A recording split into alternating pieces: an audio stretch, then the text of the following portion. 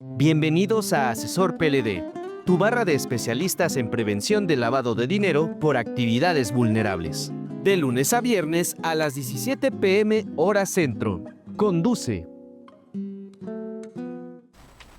Hola, buenas tardes. Espero que estés gozando de un productivo martes. Yo soy Enrique Castillo, socio fundador y director general de Ethic Compliance Monitoring, firma especializada en temas de prevención del lavado de dinero, financiamiento al terrorismo y anticorrupción. Personalmente me encuentro muy emocionado porque recibí la invitación del contador Javier Martínez para formar parte de este grupo. Desde el día de ayer, lunes 15 de junio, Asesor PLD entra en una nueva etapa con transmisiones de lunes a viernes y la participación de distintos especialistas abordando temas muy interesantes y de actualidad relacionados con la prevención del lavado de dinero, el financiamiento al terrorismo y la anticorrupción en México.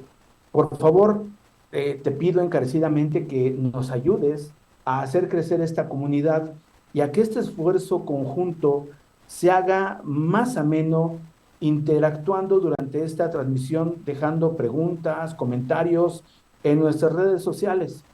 Nosotros, obviamente, los vamos a revisar, platicaremos sobre ellos en nuestro siguiente programa y por favor, recuerda que esta iniciativa se ha realizado para apoyar a todos los colegas que así lo deseen. Entonces, si no hay más, vamos a continuar con nuestro tema del día de hoy, que fíjate que es algo bastante interesante porque todos tenemos un riesgo de una o de otra forma. Y un país, imagínate qué riesgos puede tener en diferentes ámbitos, pero en el tema que hoy nos toca es la apasionante materia en prevención del lavado de dinero, financiamiento al terrorismo y el combate a la corrupción. Y déjame ver y explicarte más bien, en esta pantalla que estás viendo tú aquí, por favor, ve con detenimiento el esquema que te estoy mostrando. La silueta corresponde a un bombardero de la Segunda Guerra Mundial y cada uno de los puntos en rojo representan los daños que tuvo el fuselaje derivado de los disparos que recibió después de haber cumplido su misión y obviamente haber aterrizado en su base. Fíjate que durante la Segunda Guerra Mundial se comenzó una iniciativa para reducir la cantidad de bombarderos derribados por el enemigo. Para ello, los aliados tomaron nota de dónde sufrían más daño los aviones que regresaban. La lógica de esto era que esos daños podrían ser evaluados y sobre eso podría tomarse una decisión de en qué partes debía de reforzarse el avión y reducir así las bajas.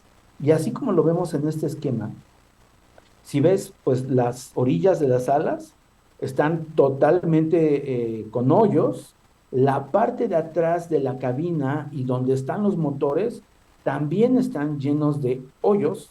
Y al final los alerones, los que le dan estabilidad para que pueda moverse de lado, etcétera, el avión, también representan y presentan más bien daños. Así que, pues, si lo vemos de esa manera, pues esos son los daños que recibe el avión cuando está en sus misiones.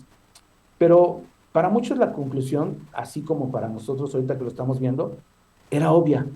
Se trataba de reforzar las puntas de las alas, los timones y el centro del avión, que de acuerdo al esquema era donde más disparos recibía el avión.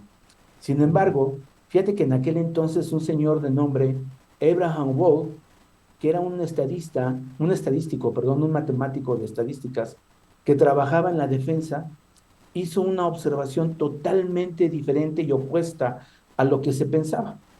Él propuso reforzar la cabina, los motores y la parte trasera del fuselaje.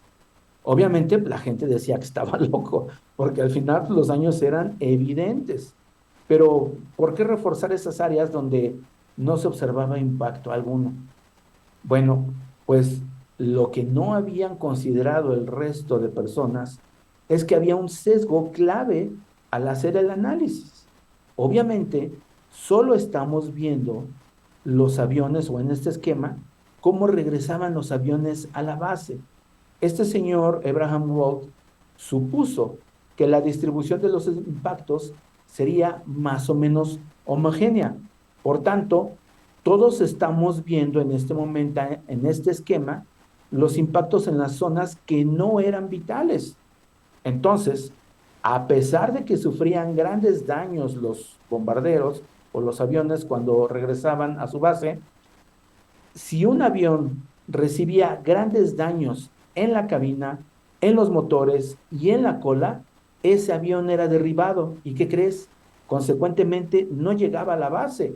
Por eso es que no se podía ver en dónde habían recibido el daño a aquellos aviones que no habían llegado a la base. Solo los que llegaron a la base y presentaban este tipo de daños son los que sobrevivían. Los otros, ni para contarlo. Disparos en el motor, fugas de aire, fugas de aceite, perdón, fugas de gasolina o de combustible, no sé cómo se llamaba en aquel entonces, daños en las turbinas, en los ejes, en el motor.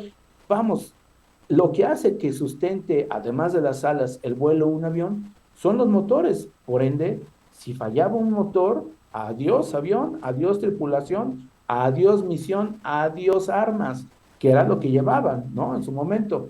Y obviamente también el costo de cada uno de estos aparatos no era tan barato, además de las vidas que se perdían, que vamos, producir aviones, pues como quiera que sea, pero pilotos que pudieran manejar estas naves o estas aeronaves, no cualquiera. Por eso entonces, los daños, y fíjate lo que te voy a comentar, los daños, al igual que las amenazas, se ocultan a simple vista en las partes más obvias, pero no todos tienen la capacidad de identificarlo. Por ello, requerimos datos, fuentes de información externas o internas que nos provean de datos confiables para identificar precisamente un riesgo. Imagínate, ¿qué riesgos te imaginas que puede tener México en materia de prevención del lavado de dinero, o más bien, en materia de lavado de dinero, en materia de financiamiento al terrorismo, en materia de corrupción, en materia de narcotráfico, venta de drogas, trasiego de drogas, obviamente actos de corrupción que me suenan bastantes, ¿no? Desde muchos presidentes atrás y en la actualidad. Eso es lo que vamos a evaluar ahorita. ¿Cómo pasa esa información y qué es lo que necesitamos? Pero antes, hagamos un poquito de historia. ¿Qué estabas haciendo en 1945? Dudo que vivieras en esa época, pero quién sabe, no creo que haya alguien, bueno, a lo mejor sí, a lo mejor sí, alguien que haya vivido, pero que haya vivido la etapa de la guerra, quién sabe si todavía vive y si vive, mis respetos.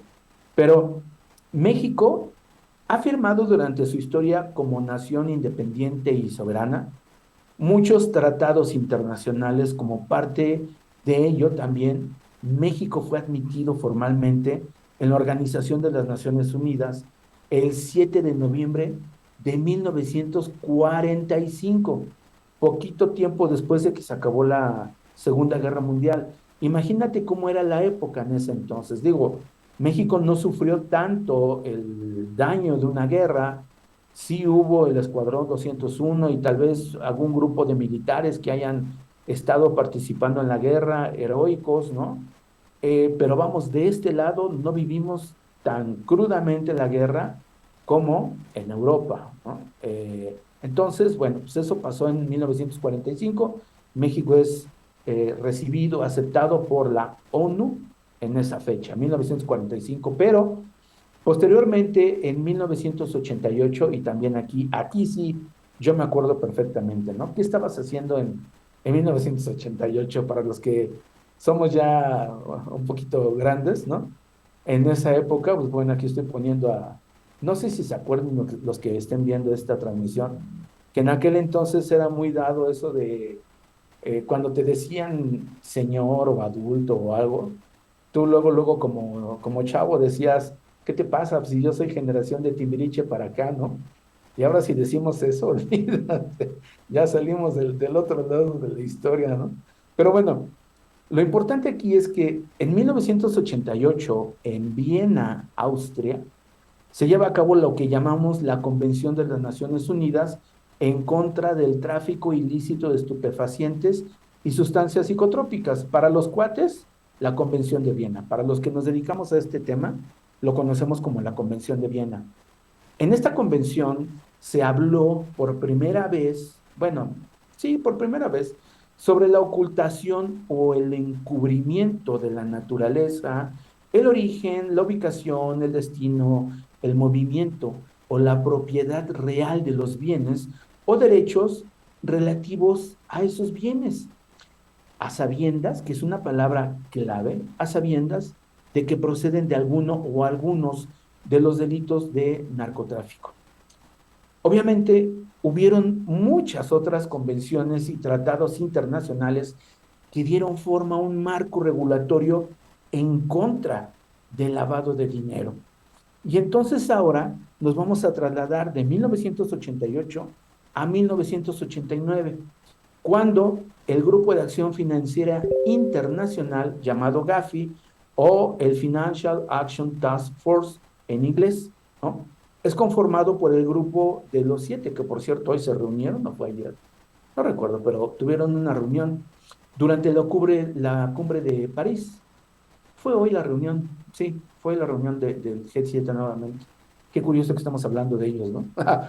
Bueno, este G7 está conformado, o bueno, en aquel entonces, por la República Federal de Alemania, Canadá, Estados Unidos, Francia, Italia, Japón, Reino Unido y obviamente pues, la Comisión Europea. Como todo organismo internacional, fíjate que Gafi tiene un mandato. ¿Cuál es este mandato que Gafi tiene? Porque, vamos, si es un grupo de acción financiera internacional, pues su mandato debe de ser poderoso. Debe de ser un mandato que realmente haga que autoridades a diferentes niveles, en diferentes países, tomen acción en contra del lavado de dinero. En ese año, estamos hablando de 1989, Gafi fija estándares y promueve la efectiva implementación de medidas legales, regionales y operativas para combatir el lavado de dinero, el financiamiento al terrorismo y algo que en aquel entonces, fíjate el nombre, se le llama la proliferación de armas de destrucción masiva. O sea, si de por sí financiamiento al terrorismo se oye grave, la proliferación de armas de destrucción masiva se oye completamente de otro nivel. Bueno, esto se refiere a identificar cuando alguien esté financiando la proliferación de armas nucleares o armas con capacidad de poder hacer daños, pues vamos, grandes, en grandes extensiones, en un volumen muy grande de personas también, ¿no? Y bueno, pues otras amenazas relacionadas con la integridad al sistema financiero internacional. Por ejemplo, cuando la época de la pandemia del COVID 2019-20, ¿no? Gafi también determinó como riesgo la propia pandemia, porque se estaban dando muchos casos de proliferación de fraudes, de estafas, de uso del sistema financiero para lavar dinero a través de, obviamente, esas estafas y también a través de actos de corrupción. No sé si te suene por ahí un acto de corrupción que hubo en México a inicios de 2020, justamente cuando después de marzo nos mandan a todos a descansar a las casas, nos piden que nos vayamos y empieza todo este boom del COVID y empiezan a hablar de que habían hospitales pero que no tenían las suficientes camas o no tenían los suficientes equipos de respiración. Y por ahí hubo abusados, abusivos, algunos familiares, hijos de personas políticamente expuestas, ¿no? Que lo que hacían era tratar de tener un lucro mayor, vender ese tipo de equipos a precios leoninos o muy altos, aprovechando justamente de la necesidad que tenía el gobierno de este tipo de equipamientos, ¿no? Pero bueno, fíjate que después de 1989, eh, México forma parte de Gafi desde el año 2000 y lo pongo como un paréntesis. ¿Por qué? En 1990, y permíteme regresarme tantito, en 1990 Gafi publica la primera versión de un documento denominado Estándares Internacionales sobre la lucha contra el lavado de activos y el financiamiento al terrorismo, así como contra la financiación de la proliferación de armas de destrucción masivas, ¿no?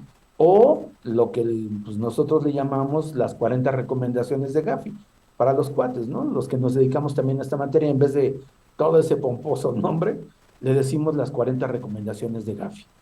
Ahora, como su nombre lo indica, este documento tiene 40 recomendaciones y 29 notas interpretativas para el tema que nos añade, que nos atañe, perdón, el día de hoy, y que deberemos de hablar de la recomendación número 1, la cual exige algo que es muy importante. Y lo tengo aquí en esta diapositiva que tú estás viendo. Fíjate, dice, ¿de dónde emana esta obligación? Bueno, pues fíjate que los países, en base a esta recomendación 1, los países deben de identificar, evaluar y entender sus riesgos de lavado de activos y financiamiento al terrorismo y deben tomar acción, incluyendo la designación de una autoridad o mecanismos para coordinar acciones, para evaluar los riesgos y aplicar recursos encaminados a asegurar que se mitiguen eficazmente los riesgos. Lo voy a volver a decir, pero lo vamos a desmenuzar. A ver, primero, Gafi está encaminado a países y a reguladores. Esa es hacia donde se enfoca el Grupo de Acción Financiera Internacional. Por tanto, las 40 recomendaciones van encaminados a esos sectores, a los países y a los reguladores. Y entonces, en este sentido, dice, los países deben de identificar, evaluar y entender sus riesgos de lavado de activos, financiamiento al terrorismo y la proliferación de armas. ¿Ok? A ver, ¿identificamos el riesgo en México? Lo dejo como pregunta, ¿eh? ¿Evaluamos el riesgo en México? ¿Lo entendemos? Recuerda estas tres palabras porque son clave. Identifica, evalúa y entiende. ¿Lo tenemos identificado el riesgo? Ok, sí, lo tenemos identificado. ¿Lo tenemos evaluado? Sí, pero ¿está bien evaluado o no? Que esa es la parte clave de lo que vamos a hablar el día de hoy. Y por último, ¿entiendes? Claro que lo entiendo, tal lo entiendo que no lo quiero expresar como es, porque eso también puede pasar, ¿no? Digo, al final de cuentas, de lo que vamos a hablar en este sentido, hoy en esta sesión, es justamente eso. ¿Realmente estamos evaluando el riesgo como debe de ser? Y ponte, por favor, los pies sobre la tierra en este día, hoy. Eh, ¿Cómo está tu país en relación a estos temas? Prevención del lavado de dinero, o bueno, no pongamos prevención, digamos lavado de dinero, financiamiento al terrorismo, corrupción, y ya, añádale todavía que por parte de otros gobiernos extranjeros, ahora dicen que el narcotráfico se está tomando como terrorismo. Y por otra parte, se está tomando la producción de fentanilo como arma de destrucción masiva. Hablar de esos temas, de estos últimos temas que te acabo de comentar,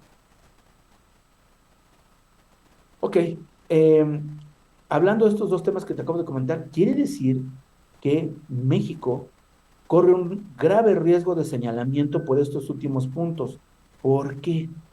Porque justamente no tomar medidas sobre el narcotráfico, sobre el fentanilo, nos puede acarrear graves problemas con un gobierno extranjero, ¿no? Entiendo la parte de que como país, pues, somos soberanos, somos independientes y nosotros tomamos nuestras medidas, y lo entiendo perfectamente, pero también entiendo la problemática y gravedad del problema a que nos podemos enfrentar si no tomamos las medidas de una forma adecuada. Bien, entonces, producción, si me pueden indicar más o menos cuánto tiempo tenemos antes de del corte, se los agradeceré. Fíjense, por otra parte, en México, la autoridad encargada de emitir la Evaluación Nacional de Riesgos es la unidad de inteligencia financiera. Y esta evaluación debe de actualizarse cada 3 años, por lo que este año, 2026, debería de ser emitida la nueva evaluación de riesgos. Estamos a mitad de ejercicio, así que esperemos a ver qué viene más adelante, ¿no? Pero en el año 2016 se emite la primera versión de esta evaluación y en esa época hubieron dos versiones, una pública y una que no fue pública. En ese año estaba al cargo de la unidad de inteligencia financiera, que es la encargada de emitir este documento, estaba el señor Alberto Vaz Basacal, que era el titular de la unidad financiera. Ok. La unidad financiera de la Secretaría de Hacienda y Crédito Público en julio de 2020 2016. Pero vamos a tomar un pequeño corte publicitario y enseguida regresamos para continuar con esto. Adelante, producción. Tu negocio realiza una actividad vulnerable. Según la Ley de Prevención del Lavado de Dinero, no dejes que el miedo a las multas te quite el sueño. En TaxDay, tu asesor de confianza, te ayudamos a cumplir con esta ley para que operes con total seguridad. Contamos con los servicios especializados en asesoría en línea en PLD, presentación de avisos y cumplimiento de obligaciones, auditorías de cumplimiento PLD, desarrollo de manuales PLD, apoyo en el llenado y presentación de avisos. Permítenos ser tus aliados y enfócate en hacer crecer tu empresa. Contáctanos hoy mismo. Llámanos o manda un WhatsApp al 55 73 42 88 15. O contáctanos desde nuestra página web taxday.com.mx. Platícanos tus requerimientos y recibe tu cotización. TaxDay, tu asesor PLD de confianza. Muy bien, regresamos. Pero antes de continuar, fíjense que llegó una pregunta a nuestras redes sociales y gracias, Irma Ramírez, por escribirnos. Te agradezco mucho que eh, tengas esta interacción con nosotros, ¿no? Ella pregunta, ¿qué consecuencias podría tener para México una evaluación nacional de riesgos deficiente ante el Grupo de Acción Financiera Internacional? ¡Ay, qué bonita pregunta!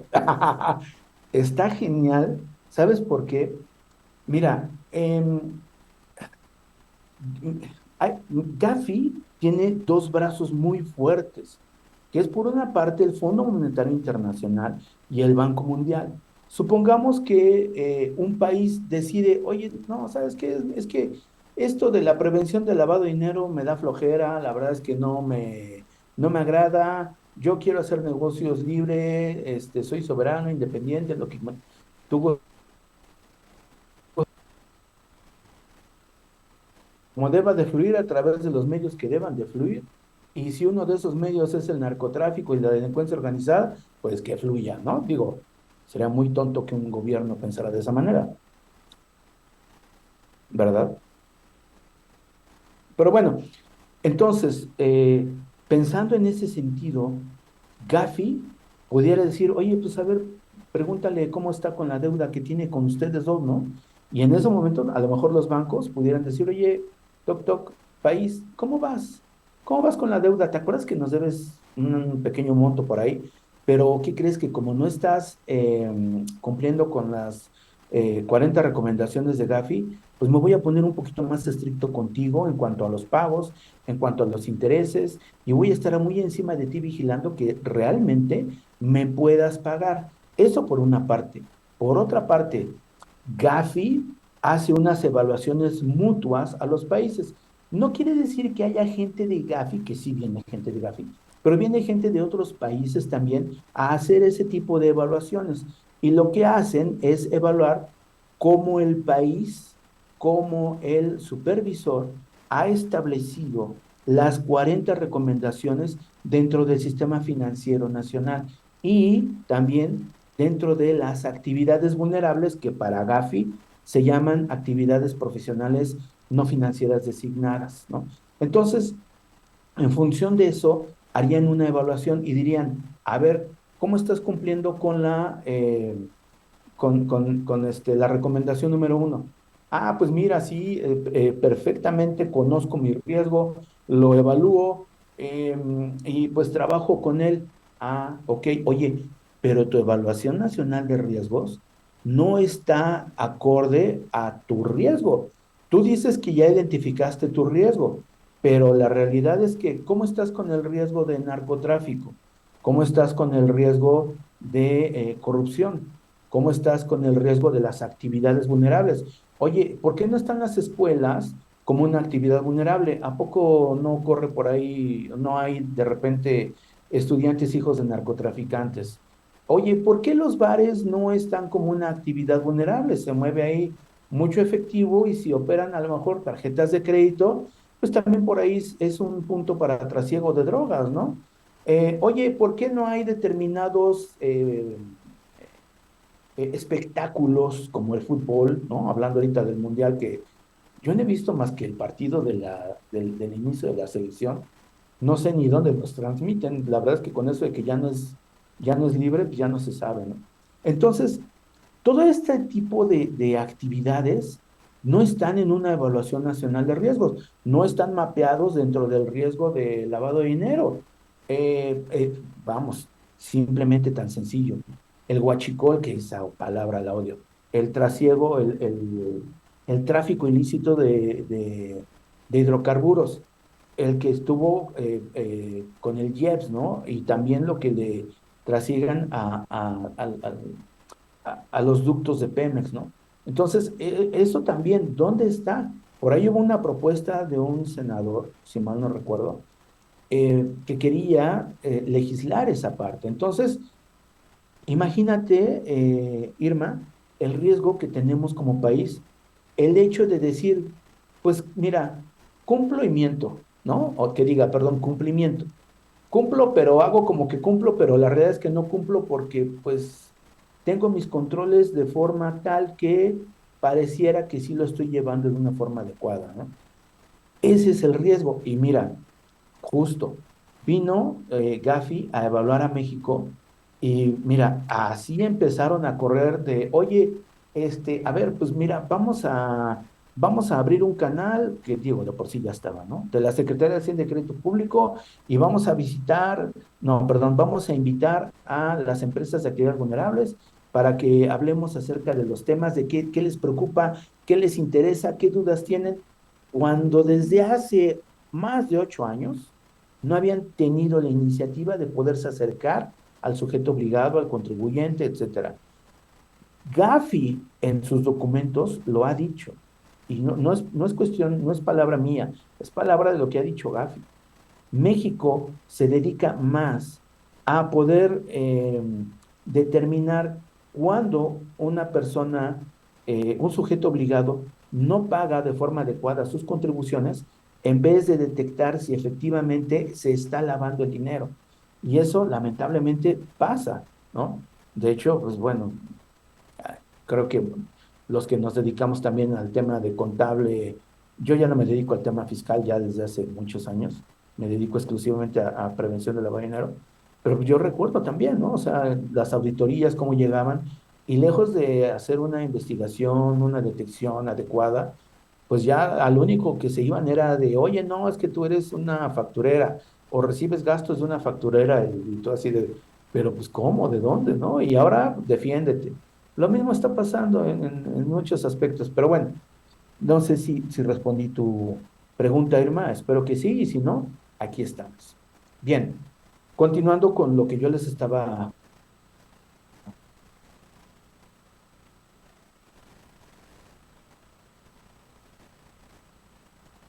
Ok, primera evaluación de riesgo, en donde dentro de la metodología para elaborar esta evaluación se establece que esta debe ser objeto de actualización periódica cada 3 años, realizando una nueva evaluación de riesgos que integre los ajustes de los ejercicios anteriores y establezca las adecuaciones que resulten necesarias para responder con efectividad a la internacionalización de la criminalidad financiera, a la evaluación también de los métodos delictivos, porque pues al final, vamos, desafortunadamente toda esta regulación siempre va un paso atrás de los criminales, porque los criminales hacen la fechoría, cometen el delito y después sale la regulación, ¿no?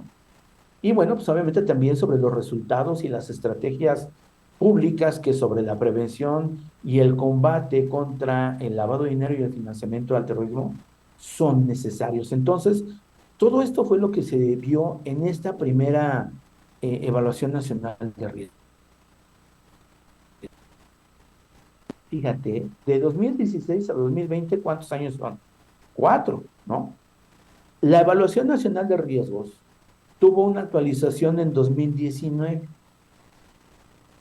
No obstante, esta actualización no llegó, a pesar de que por la pandemia del COVID-19 y el encierro de pues, esa época se dio en marzo de 2020.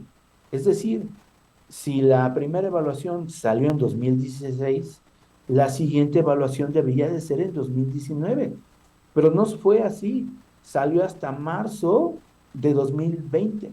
Se desconoce realmente las circunstancias de tal retraso, obviamente se justificó en función de la pandemia, pero pues al final, en septiembre de 2019, se presentó un documento previo como una forma de demostrar el cumplimiento, pero la realidad es que esa no era la Evaluación Nacional de Riesgos. En ese entonces el titular era el señor Santiago Nieto Castillo. A partir de septiembre de 2020, bueno, pues es cuando pasó esta situación. Ahora, después de este señor, vino el señor también Pablo Gómez Álvarez, que pues bueno, también sacó en su momento, y él sí lo hizo en un periodo adecuado de los 3 años, la Evaluación Nacional de Riesgos en 2023. Entonces, por eso les digo que ahorita, a 3 años, deberíamos estar esperando la nueva Evaluación Nacional de Riesgos en 2026. Pero aquí viene lo importante. Fíjate,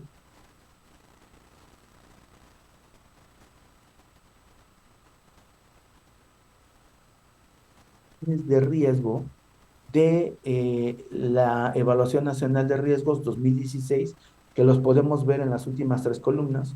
Evaluación Nacional de Riesgos 2016, Evaluación Nacional de Riesgos 2020 y la Evaluación Nacional de Riesgos 2023. Por renglones están las diferentes actividades vulnerables. Este mapa es el mapa de los riesgos de las actividades vulnerables. Y lo que estamos viendo son las calificaciones por cada una de las actividades vulnerables. Y déjame decirte, como estamos haciendo una evaluación de riesgos, pues necesitamos las calificaciones de riesgo que se le van a aplicar a cada una de estos sectores. Y en ese cuadro pequeñito que estamos viendo en la parte inferior derecha, se ve las calificaciones de riesgo, partiendo desde bajo, medio a alto, y cada uno tiene su propio color. En ese sentido es como está armada esta matriz, ¿no? Entonces, estoy poniendo yo unos círculos en color rosa mexicano porque son las actividades vulnerables y las calificaciones que llaman la atención. Y mira, te voy a explicar. Por ejemplo, activos virtuales, que es el número uno. En 2016 no existía una calificación de riesgo, en 2020 tampoco existió una calificación de riesgo, pero la pusieron en 2023 con un riesgo de medio bajo. Bueno, déjame contarte que hoy en día una de las actividades más riesgosas y por donde desde el gobierno de Estados Unidos se ha informado que es una de las actividades de mayor riesgo para el lavado de dinero, dentro de otras actividades también, es justamente los activos virtuales. Pero esto viene desde mucho atrás de 2023. Por tanto, llama la atención que tenga un riesgo medio bajo. Debería de ser un riesgo por lo menos de medio o alto, porque además no hay un control total sobre las empresas que realizan operaciones con activos virtuales. Si bien sí dentro del artículo 17, en la fracción 16 de la ley para prevenir e identificar operaciones con recursos de procedencia ilícita, llámese el FPORPI. Dentro de ese artículo se establece que, dentro de ese artículo y la fracción, se establece quiénes son los que realizan actividades vulnerables, pero esos son los que se registren. Hay muchos que no se registran y obvio son los que operan fuera del territorio nacional y donde hay gente que puede comprar criptoactivos o cualquier tipo de activo virtual y operarlo y además mover mucho flujo de dinero a través de él. Entonces, lo que está concentrado y controlado bajo el régimen dentro del país, digamos que está controlado, pero lo que no está controlado son los flujos que pueden darse al exterior y esa es la parte delicada. Por ende, digo, no lo sé porque está como medio bajo, pero el riesgo no es de ese tipo, ¿no? Luego, los derechos personales de uso o goce de inmuebles. Y fíjate, aquí este caso, estamos hablando del arrendamiento de inmuebles. En 2016 tenía una calificación de bajo medio. Ok, lo modificaron después a medio, en la época del señor Santiago Nieto. Lo subieron, es decir, le subieron el riesgo. Pero después, en 2023, le bajaron el riesgo. Y déjame explicarte una cosa. También los que nos dedicamos a esto, pues obviamente estamos viendo la ley, reformas, criterios, documentos que emite la propia autoridad con el objetivo de poder nosotros también darle ese servicio a nuestros clientes para respaldarles y decirles, oye, a ver, espérate, salió este documento de la UIF, salió este documento a lo mejor de la Comisión Nacional Bancaria de Valores, salió este documento internacional y aguas con este tipo de actividades, ¿no? Sin embargo, en México no. En México no pasaba eso. Es más, mira, la reforma a la LFPORPI apenas fue el mes de julio del año pasado. Casi vamos a tener un año. Y la reforma al reglamento fue apenas, si mal no recuerdo, creo que se fue el mes de marzo. Ya no me acuerdo de la fecha, pero fue en este año 2026.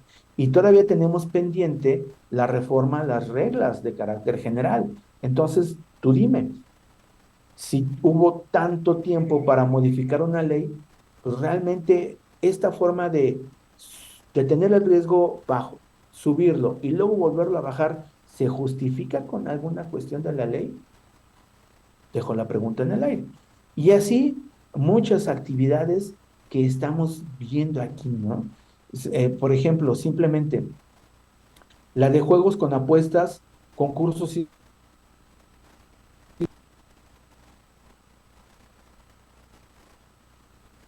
tenían un riesgo más alto, es decir, tenían un riesgo medio, pero resulta que en 2020 y 2023 llega a medio bajo. ¿Cómo por qué? Y ahora, recordemos que hace no mucho el gobierno dijo, oigan, pues ya detecté unos casinos que estaban lavando dinero o que tenían unas operaciones raras, ¿no? O sospechosas. Pero pues oye, pues si tú mismo, gobierno, nos estás diciendo a nosotros que somos los usuarios de esta información que tienen un riesgo medio bajo, como es que ahora, pues a lo mejor es señalado como de un riesgo diferente al que está catalogado. Por eso, la Evaluación Nacional de Riesgos 2026 es muy importante que cuando se dé, la leamos con detenimiento para entender y ver estos movimientos, cómo se está dando, ¿no? ¿Qué es lo que está pasando? También hay otras actividades, por ejemplo, la 17, no, la 16, que es transmisión de derechos sobre bienes inmuebles y desarrollos inmobiliarios. Otra vez vuelvo al punto. En 2016 la califican de alto riesgo, pero después, en 2020 y 2023, pasa a medio bajo en los dos. ¿Por qué? Justamente hay unos documentos que se llaman tipologías. Las tipologías son documentos en donde vienen actos en donde hubo lavados de dinero. Son pequeños ejemplos en donde nos dicen cuáles fueron las actividades, cuáles fueron las personas involucradas, qué tipo de actividad fue realizada y toda esa información nos ayuda a nosotros para armar esquemas de riesgo, para armar nuestras metodologías de riesgo. Pero lamentablemente en México, a pesar de que la UIF por mandato debería de estar compartiendo también tipologías, pues no hay tantas tipologías o no hay unas tipologías tan, ¿cómo te diré? Tan enriquecidas como las de, por ejemplo, Gafilat, ¿no? O las de Gafisud, que también son, ok, también son parte de pues, estas revisiones, ¿no? Entonces, fíjate que lamentablemente todo esto es lo que está sucediendo con las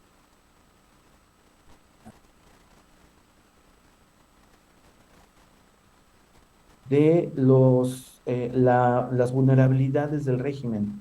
Y como puedes ver, por ejemplo, en 2016 se detectaban tres vulnerabilidades que son las primeras que aparecen.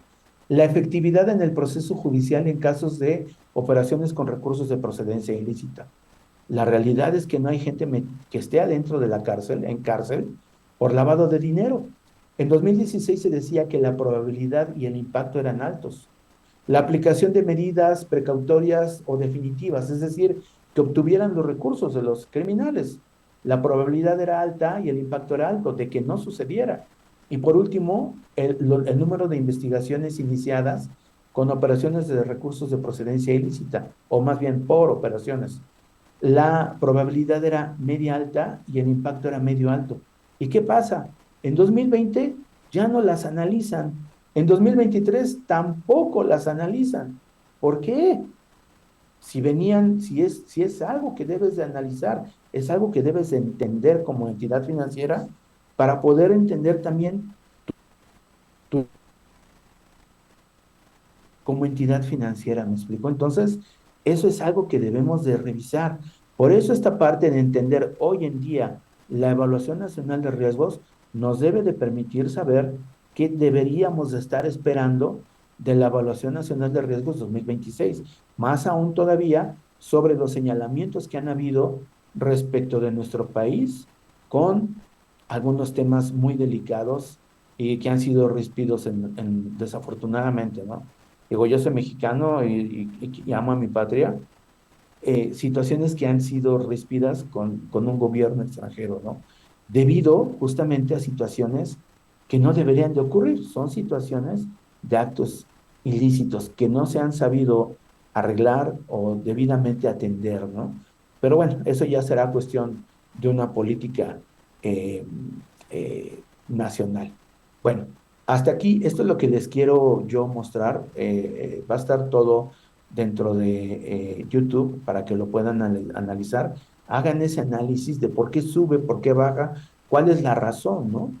Pero fíjense aquí, vulnerabilidades de la proliferación de armas de destrucción masiva. Hay una cosa que me llama mucho la atención. El número 3, falta de desarrollo e implementación de un sistema de respuesta en caso de un ataque con armas de destrucción masiva en nuestro territorio, en México. La probabilidad es alta, el impacto es alto y la probabilidad en 2023 de ocurrencia es media y el grado de impacto es alto. Es decir, no tenemos un programa que nos pueda cubrir de una situación en donde por ancas o mancas tuviéramos un ataque de esa índole, ¿no? Y eso es algo que a mí también me llama la atención que no exista. Pero ya para concluir, te quiero mostrar esto. Eh,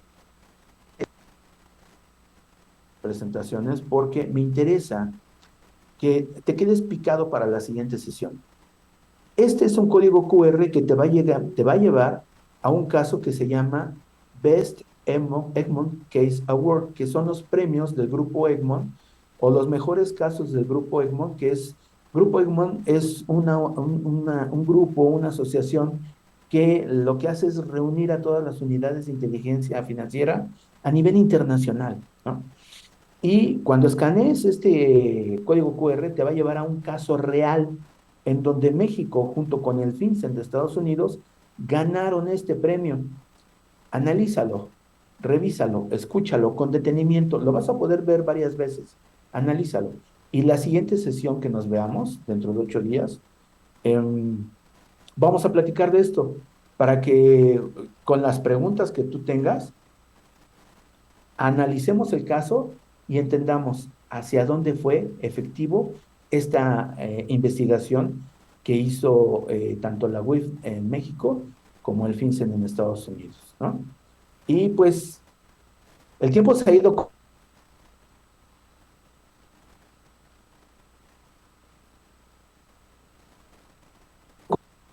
que la información que te compartí haya sido de tu total interés, ¿no? Recuerda que tu servidor tiene una cita con ustedes en este mismo canal, en este mismo día y a la misma hora, con otro tema que espero también te sea relevante para tu actividad cotidiana en la prevención del lavado de dinero y el financiamiento al terrorismo. Y por último, también no olvides que todos los programas de asesor PLD y esta iniciativa de colaboración podrán verla o encontrarlas en el canal de Asesor PLD en YouTube. Y pues, ¿qué más me queda decirte? Me despido, tu servidor Enrique Castillo, esperando verte la siguiente semana. Que tengas una excelente tarde. Hasta luego.